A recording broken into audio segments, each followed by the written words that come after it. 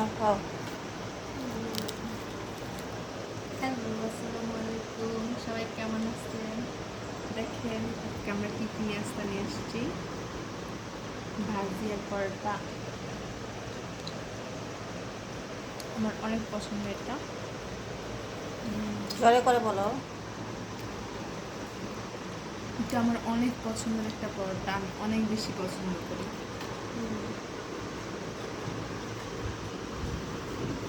তারপর দেখেন মাংস।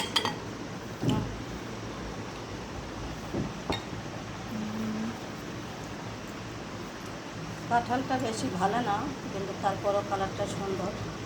কাঁঠালগুলো কেন যেন ভালোই পাওয়া যাচ্ছে না। মাংসের ঝোল দিয়ে পরোটা খাচ্ছি, দেখেন।